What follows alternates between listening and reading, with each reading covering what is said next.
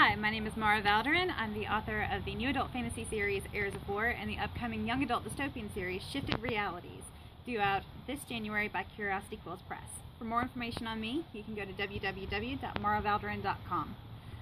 I am here in Columbia, South Carolina, where it is unusually chilly for November, reading an excerpt from Death, the Devil, and the Goldfish by Andrew Buckley for the Read Around the World experiment. If you would like to get involved, you can find more information at www.planetkiwi.com.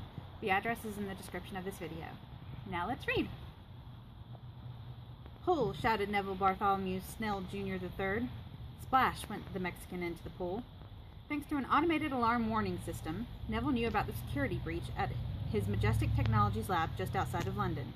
He knew very little about the event details, but one thing he knew for sure was that he was definitely not sending the police in there. Not with his top-secret project in the works. The situation was frustrating.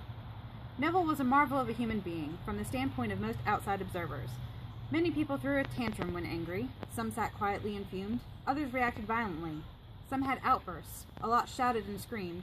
A few broke down and cried. But not Neville. Neville had more interesting and extravagant ways of dealing with his anger. Being one of the top 10 richest men in the world gave him the profound right to act completely weird and get away with it without question. When poor people acted weird, they were simply written off as weird and often arrested. Rich people who acted weird were not weird at all. They were eccentric. "Pull!" shouted Neville again. Splash went the second Mexican into the pool. Neville originally made his money from a large glue factory in southern Brazil. The factory was supposed to be making a super strong glue that would place as a fierce competitor for every other glue on the market at the time. The air conditioning on the factory floor gave out 2 hours after production started, and the relentlessly hot Brazilian weather heated the vats of glue too high, rendering it completely useless as a high-strength glue. An astoundingly ugly gentleman from New York, whose face always looked like it was at war with itself, had just come up with an ingenious plan that would revolutionize the office stationery and memo-taking industry. He discovered the concept quite by accident while he was on a blind date.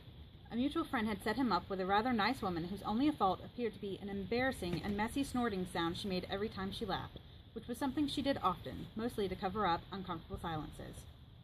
Thanks for joining us with the Read Around the World experiment, and be sure to tune in next week for more.